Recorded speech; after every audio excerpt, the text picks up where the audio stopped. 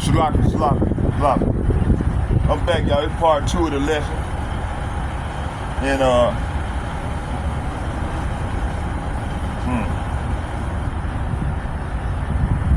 y'all bear with me here. It says here,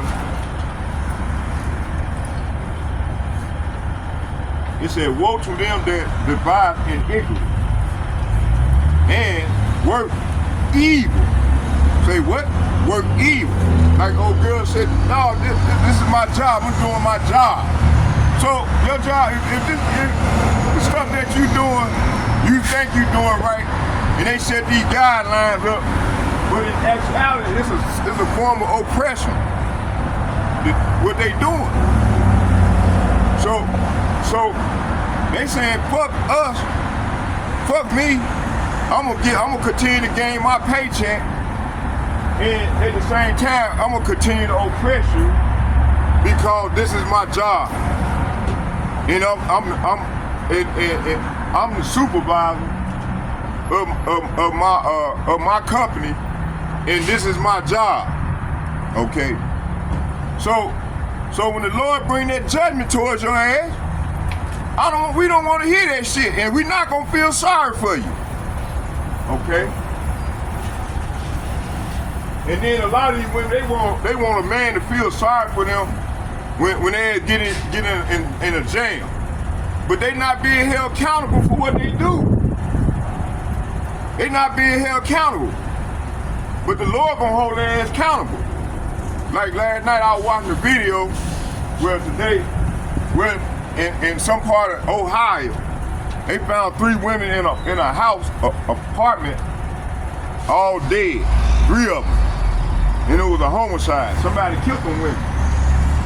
So you gonna find a lot more of this shit going on right now here in Daughter of Babylon. Why?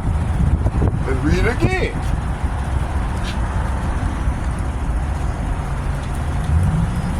Woe to them that devise iniquity and work evil upon their beds. And when the morning is light, they practice it because it is in their power to the power of their hands. See? So the power of their hand is talking about, you got the world, you control the world well, and you control the people, and you okay. So the guy gave her a job. He gave her a job. Her job was to oppress the people. They gave her a job, gave her a place of work and a title. And it's designed on oppressing the people, the poor. And I'm gonna show you how wicked these women is. They ain't got no integrity to say, no, I'm not taking that. I'm not gonna take that. I'll find me another job. I'm not gonna oppress my people. But you got a person like that saying, and then when like a person like myself cry out and tell these people, man, you going off. You oppressing her. I'm doing my job. First thing they gonna say come to their mind is, I'm doing my job. I'm doing my job. So basically what she's saying to me is, fuck you, I'm doing my job. So if your job consists of oppressing your own kind, so you saying fuck your kind, I'm doing my job. Okay? So they honor the wicked more than they do their own people, man. That's why the Lord finna destroy their ass. And that was a prime example of what's finna happen. You had 3 women found dead in their home. You gonna have a lot more of that shit going on here real soon.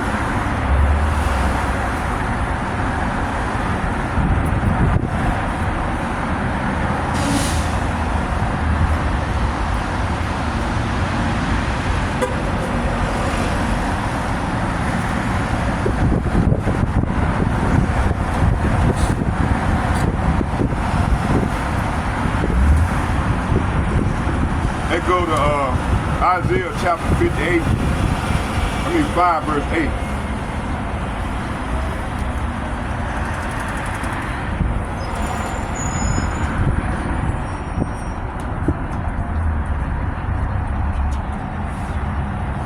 Isaiah chapter 5, verse 8. And it reads, woe unto them that join house to house and lay field to field, till there be no place that they may be placed alone in the midst of the earth. So this is saying here, what sorrow for you who buy up houses and field after field until everyone is evicted and you live alone in the land. So metaphorically speaking, this is what this devil has done. He has bought up all the land. He owned all the land and the houses, and he could dictate on. That's why you got so many homeless people. So he get abroad this job to be her own business. Well, he's controlling it, and he gave her a title to be the supervisor of her own business, but he's controlling the business. Okay, a bunch of bullshit, and this is how these people get down, man. These wicked ass elites.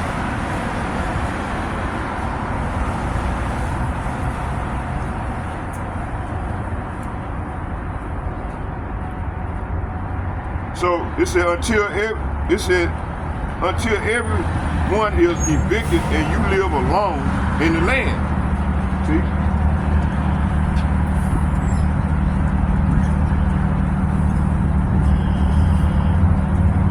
Again,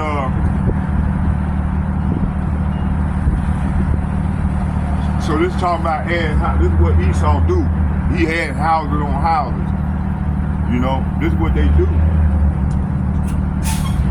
They were doing that back in the day. They were what they call it, white lining. You know, they put the Negroes in the slum area. They buying up all the property and putting the Negroes in the slum area of the ghettos. But they were putting their people in these homes and stuff after they done took the land. You know, when you read Micah chapter 1. 2 verse 1, that's what it says, what sorrow awaits you who lie at night and thinking of evil plans to oppress the poor. This is what they do. It said, you rise at dawn and hurry to carry them out, simply because you have the power to do so. See, these devils, they have the power to do so. And if anybody speak out against them, then we wrong, okay?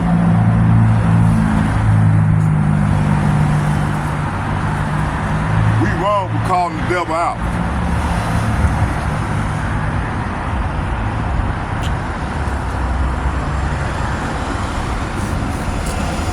I forgot to pray, y'all. Let's get a prayer into the power.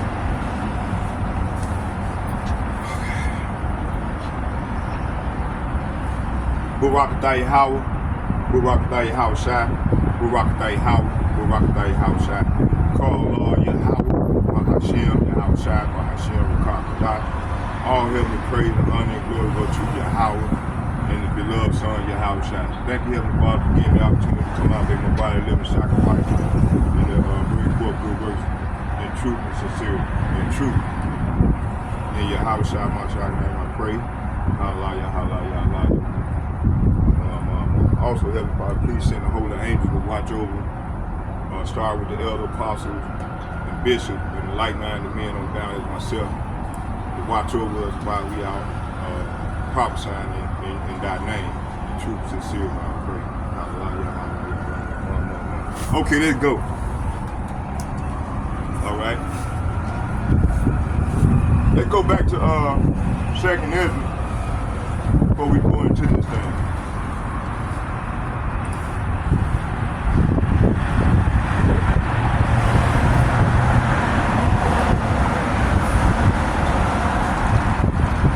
Second Ezra.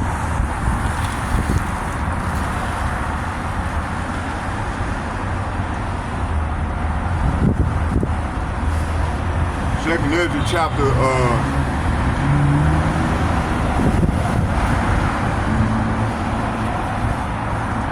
15 verse 20, and it reads,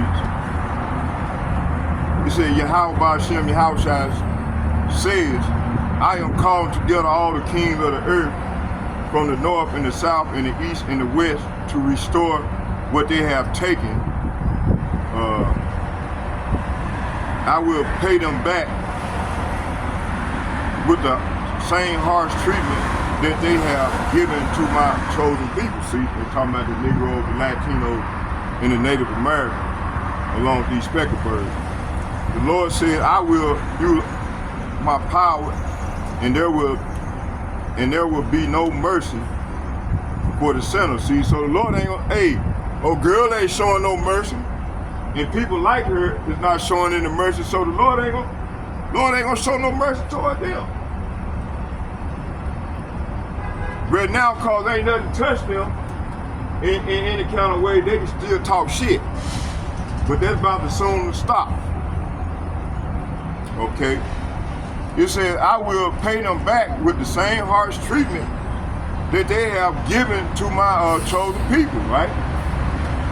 The Lord says, I will use my power and there will be no mercy for the sinner. I will put to death all who have murdered innocent people. My anger has become so fierce that fire has blazed out to burn up the foundation of the earth and to burn up the sinners like straw. So this is what's getting ready to go down. Verse 24. Sinners who do not keep my commandments are doomed. Say what? Sinners who do not keep my commandments are doomed, says the Lord. I will have no mercy on them. Out of my sight, you rebels, and do not defile my temple, my holy temple. So this is what the Lord was telling his holy people. Out of my sight, you rebels. Even the rebels. You talking about the rebels, the 2/3 Jake that's going up against the prophets, and that's joining hand in hand with Esau Edom. Okay.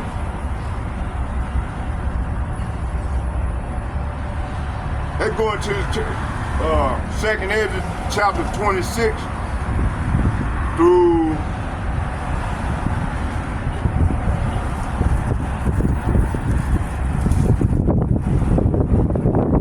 45. Is talking about this horrible vision.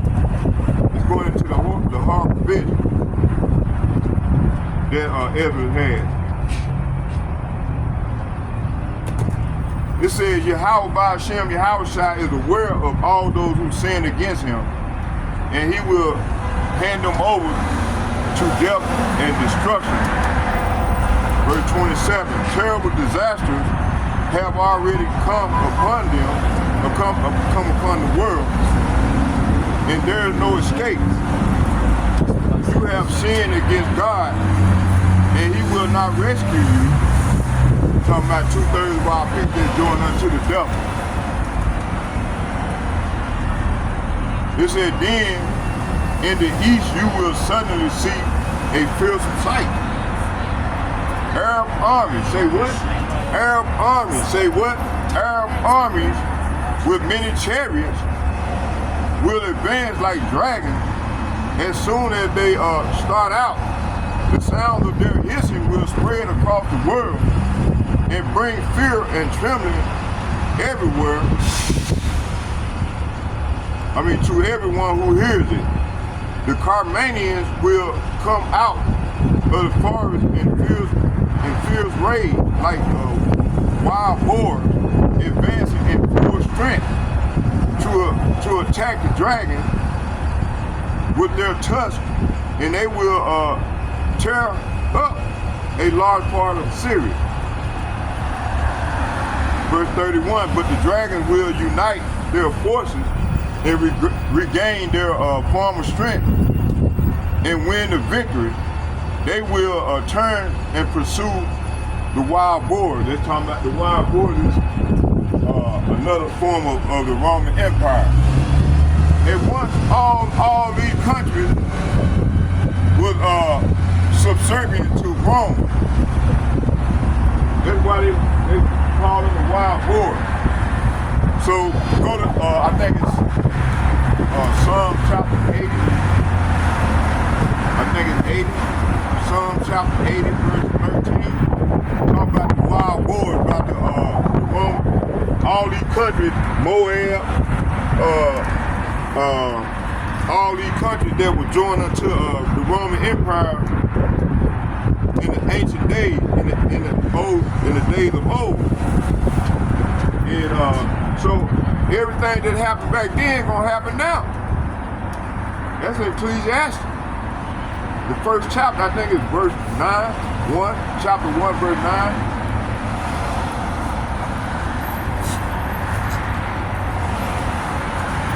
So you have a lot of Christians say, man, it already happened. What make you think it's not gonna happen again? Lord said everything that was happening in the past is gonna happen again.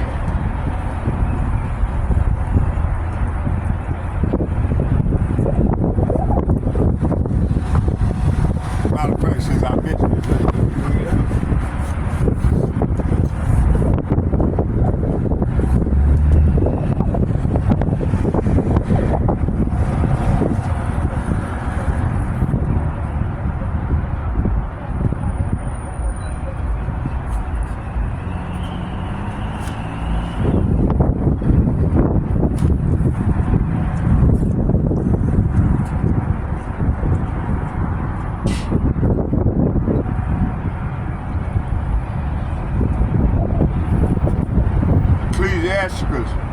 Ecclesiastes, chapter 1, verse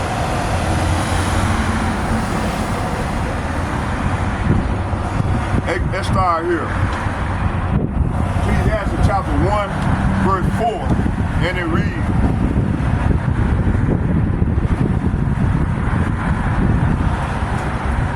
it says, one generation passeth away, and another generation cometh, but the earth abideth forever. See?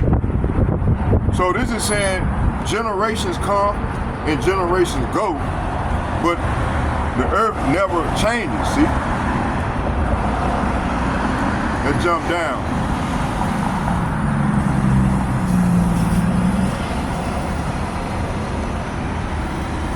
Let's start at 8. Let's read 8 and 9. So all things are full of labor, man cannot utter it. The eye is not satisfied with seeing, nor the ear filled with hearing. Verse 9. The things that have been, say what? The things that have been, it is that which shall be, and that which is done is that which shall be done, and there is no new thing under the sun. Okay, see? Let's read it again. It said, the things that have been, it is that which shall be, see? And that which is done is which shall be done, and there is no new thing under the sun, see?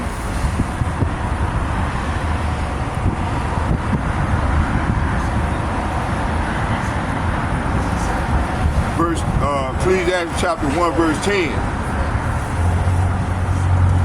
I'm going to start at 9. It said, the thing that have been, it is which shall be, and that which is done is that which shall be done, and there is no new thing under the sun. It says, is there anything whereof it may be said, see, this is new, and it is been already. It said it has been already of old time, which was before us. Verse 11, it said, there is no remembrance of former things, neither shall there be any remembrance of the things that are to come with those that shall come after, see? So there is no remembrance of us being here, but we was here already. We've been here already. You know? Okay, let's go back to the put the glove on. Hand and get warm.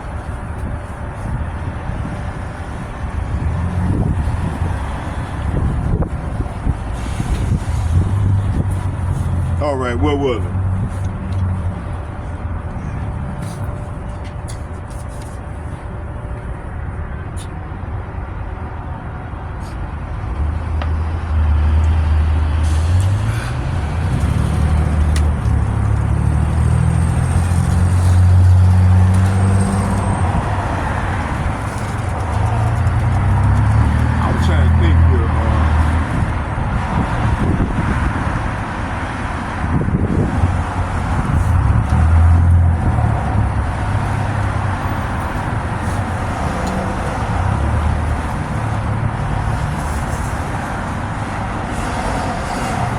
Y'all bear with me here.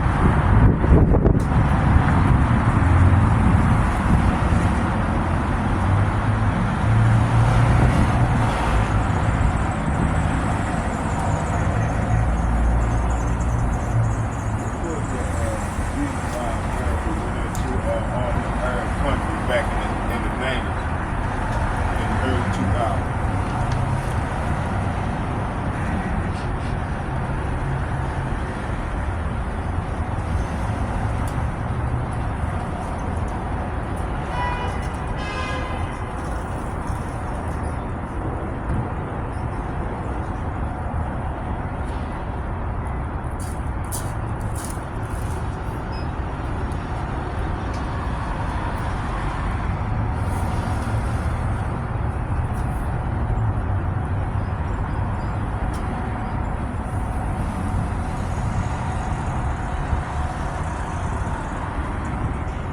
Y'all bear with me. I'm trying to find that document.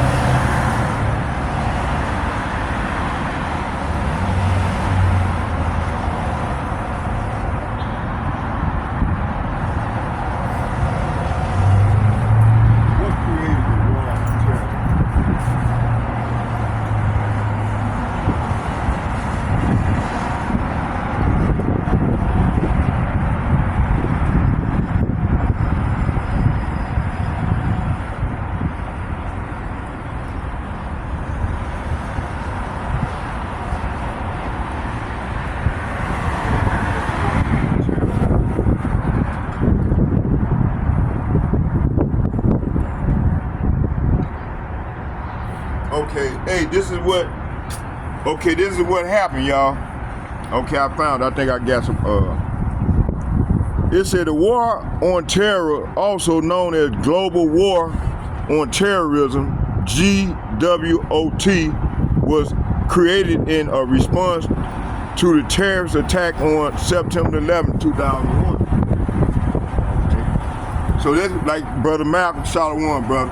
Like Brother Malcolm said, this was the prelude to what was to come.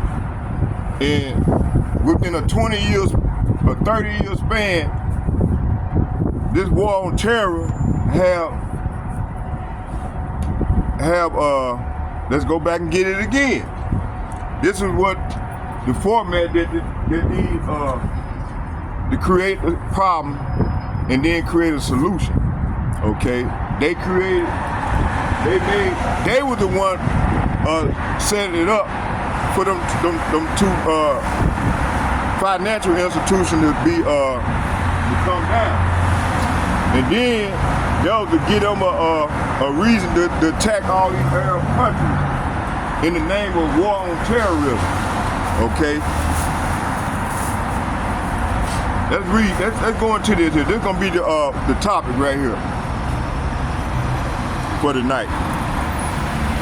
It said here, the War on Terror, also known as the Global War on Terrorism, GWAT, was created in response to the terrorist attack on September 11, 2001. The attacks, it said attacks killed thousands of innocent people of many races and religions, including Islam.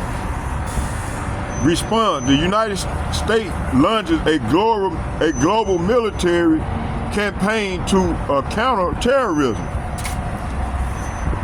It said the campaign included the initial invasion of Afghanistan on October 7, 2001, the air and ground invasion in Iraq in March of 2003, the killing of Osama bin Laden in May of 2011. The war on terrorism has had many impacts, including costing of the United States an estimated $8 trillion, killing more than almost 1 million people, 900,000 people, amplifying Islamophobia, leading to the creation of the Transportation Security Administration, TSA, leading to enhanced port security, leading to enhanced port security, leading to increased border security, leading to the First Lady's worldwide initiative to highlight the Taliban oppressing women. It said the global war on terror is an international American-led military campaign launched following the September 11, 2001 terror attack. President George W. Bush greets troops and tours military equipment at Fort Hood, Texas, January the 3rd, 2003. Okay. It said, why did the war on terror start? It said the war on terrorism, term used to describe the American-led global counterterrorism campaign launched in response to the terrorist attack September 11, 2001. It said war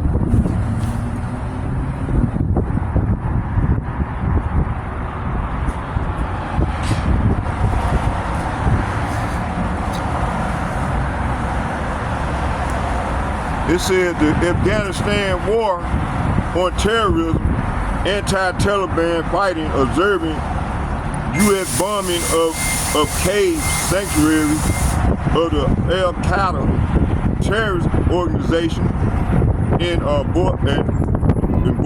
Tora Bora. It said the war on terrorism used the term to describe the American-led global terrorism campaign launched. It said its scope, expenditure, impact, international relations. The war on terrorism was comparable to the Cold War. Y'all bear with me here.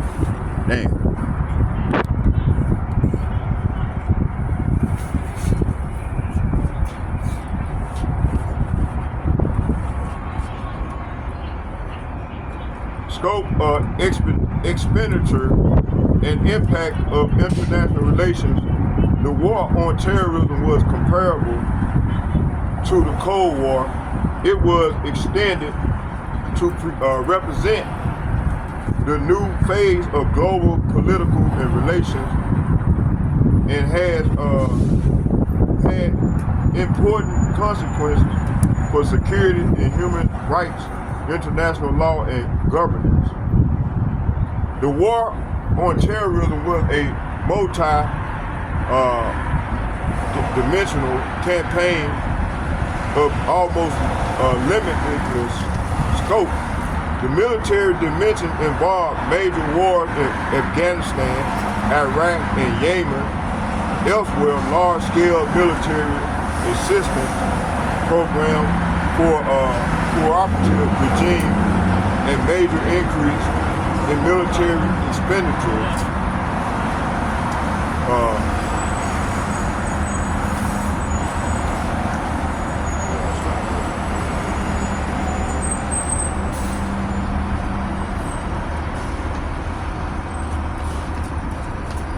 Hey, you know what?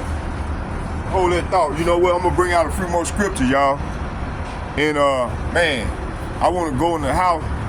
What I'm gonna do is now I want to come back in the house and bring out the lesson more. I can spread everything out on my table and go and bring out the video and try to find that footage, and then just go from there and go from there and then do a nice lesson.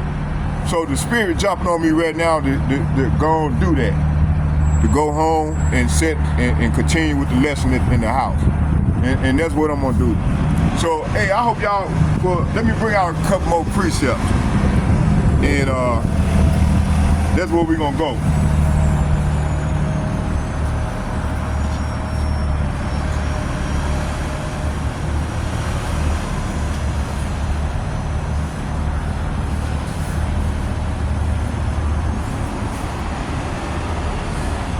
Okay, let's go back to Micah.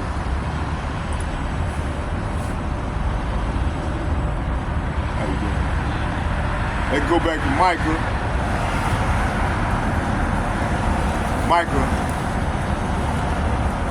Chapter, hold on.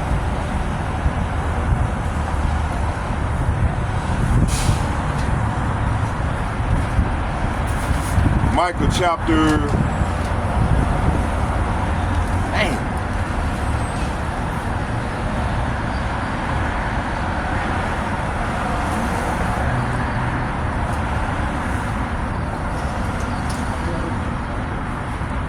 Micah chapter 2 verse 1, and I'm going to read from 2 to 1 to 10. And then we're going to close with a prayer. To 13. We're going to read from 2 verse 1 to 13. And then we're going to close with a prayer. And this going to be the subject of the lesson for tonight. Part 2. Part 3, part 1. I'm gonna make this part 1 of this lesson because this is the beginning of the lesson that I'm gonna bring out. And if I'm at home, I can spread everything out on the table, and then I can bring out the video, and we can watch it. I can bring out the video and then navigate as we go along in the lesson. There's a couple of videos I want to bring out. I want to go back and try to find to do the lesson with. So let's go. Let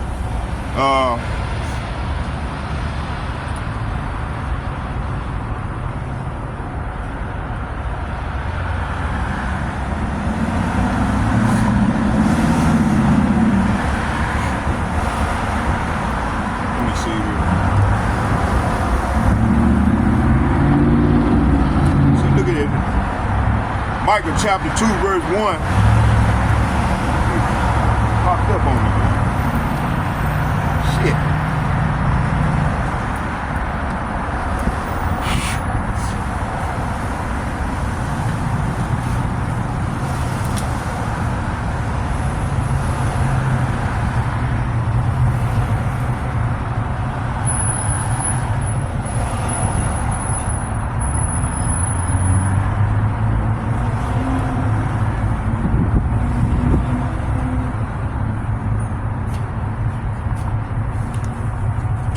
Okay, let's go. Okay.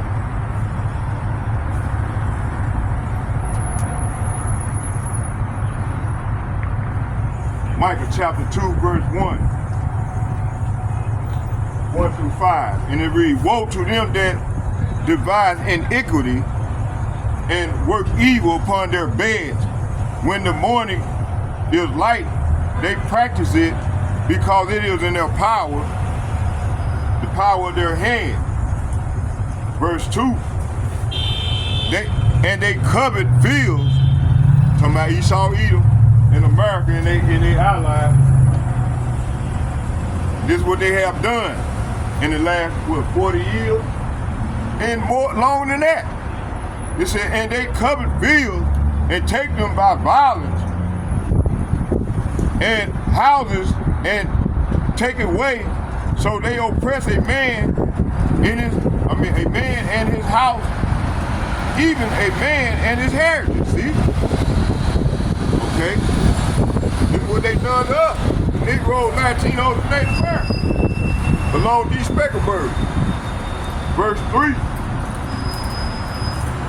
It said, therefore thus saith Yahweh, behold, against this family do I devise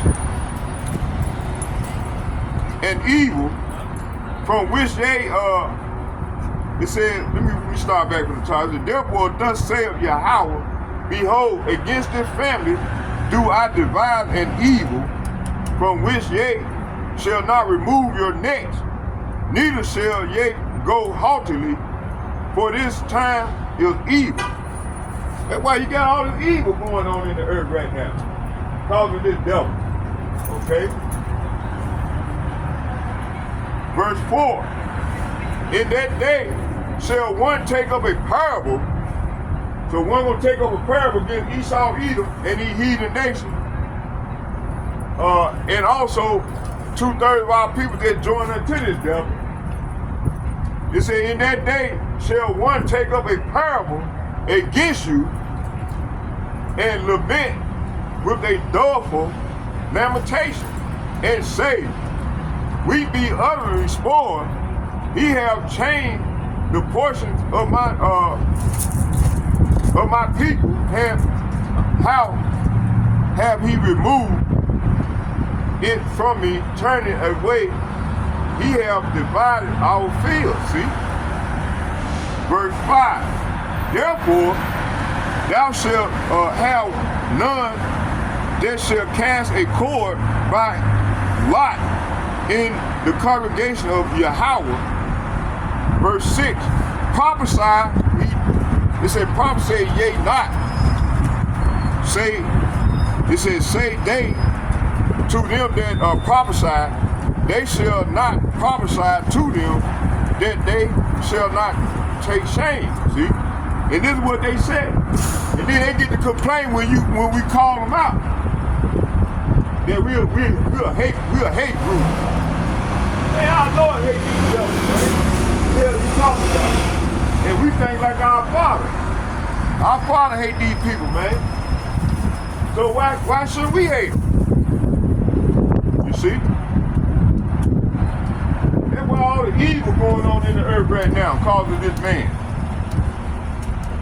He's the devil that the Bible speaks of. And you got 2/3 of our people joining unto this devil and trying to protect this devil. And trying to justify the evil shit that he do. They call evil good. They call evil good and call good evil. This is what this man turned everything upside down. This man of sin. Who is the man of sin? Esau, Edom.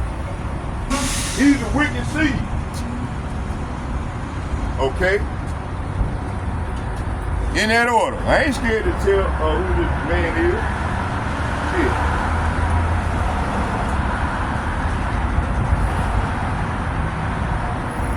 It said, prophesy ye not. No, get right here. It said, therefore thou shalt have none that shall cast a cord by lot in the congregation of Yahweh. Verse 6, prophesy ye not, say they to them that prophesy, they shall not prophesy to them, that they shall not take shame. Verse 7, oh, thou that art named in the house of Jacob, is the spirit of Yahweh straightened? Are these his doings? Do not my words do good to him that walketh upright? See? So hey, start with the elder apostles and bishops and the like-minded men on down as myself. This is what we doing. We walking uprightly, and we calling the devil out, and we calling out all the injustice that's done in this wicked ass place.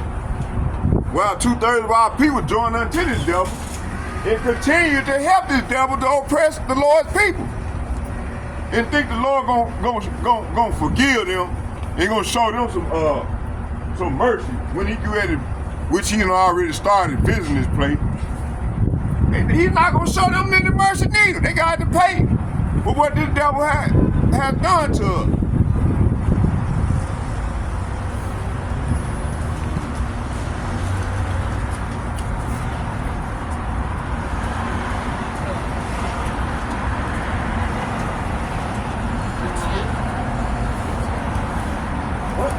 Okay, let's keep it moving. We stopped at 3 more precepts there. We're gonna shut it down, and we're gonna do the rest of the lesson in the house.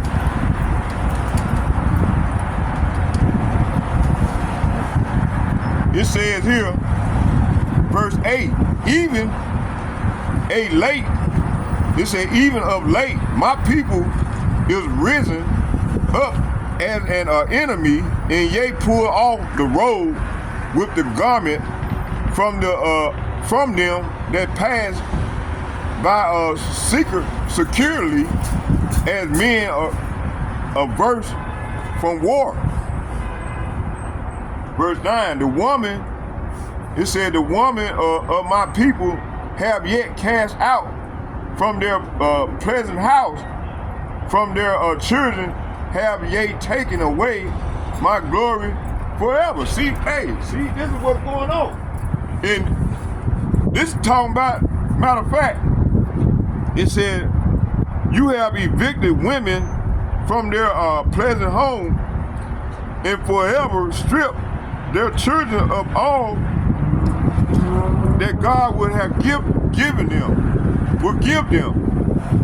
Verse 10, it said, arise, yea, and depart, for this is not your rest. So the Lord telling us, the Negroes, the Latinos, the Native Americans, those who have the spiritual eye, who can see, this is what the Lord says. Arise. Say what? Arise. Say what? Arise, sister. Arise and depart. Why, Lord? For this is not your rest. Say what? For this is not your rest. Say what? For this is not your rest.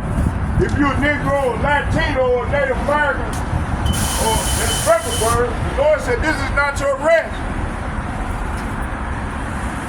Why, Lord? Because it is polluted. Say what? Because it is polluted, and it shall destroy you, even with a sword destruction. So this is what's going to happen to my people that join unto the devil. Let's read it again. Arise, yea, and depart from this, for this is not your rest, because it is polluted. It shall destroy you, even with a sword destruction. See? Verse 11. If a man walking in the spirit of falsehood do lie, saying, I will prophesy unto thee of wine and of a strong drink, he shall even be the prophet of this people. Hey, this is what's going on. That strong drink is his doctrine. It's Esau eating doctrine, his philosophy, his ways. And our people join unto this devil, and they continue to practice these ways. This man ways. Okay? Like I told you, old girl said, man, this is my job. Her job is to oppress and lie and to do everything Esau Edom tell her to do to oppress his people, and mainly the men.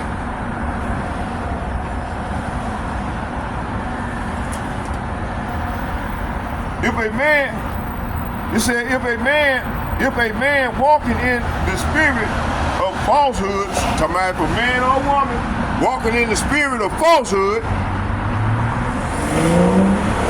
do lie. See?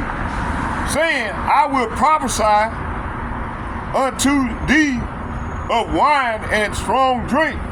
Talking about philosophy, this man's doctrine, his philosophy, his ways. You see? Of strong drink, he shall even be the prophet of this people. See? Hey, these are the prophets of the people. Literally and metaphorically speaking. You see? Verse 12. It said, I will surely assemble, O Jacob, all of thee. I will surely gather the remnant, see, of Israel. I will, now the whole world. The Lord said he's going to gather a remnant of his people. Okay? He ain't talking about the whole fucking world. And the Christian church telling y'all, and then they'll cite John 3:16. Come on, see, the Lord talking about everybody. No. I will surely assemble, O Jacob, all thee, and I will surely gather the remnant of Israel, and I will put them, say what? And I will put them together as a sheep of Basra, as the flock in the midst of their fold. And they shall make great noise by reason of the multitude of men. See? Verse 13. The breaker is come up before them. Who is that breaker? Read that again. It said the breaker is come up before them. Who is this breaker? It said you leaders, they the breaker. You leaders will break out. It said before them they have broken up and have passed through the gate and are gone out by it. And their king shall pass before them, and Yahweh on the head of them. Okay, now let's read it in NLT, see what it says. It says, your leader will break out and lead you out of exile. So our leader gonna lead us out, the remnant. That's talking about Lord Yahweh. He's our leader. It said, your leader will break out and lead you out of exile. See, the Lord gonna come and lead us out of exile.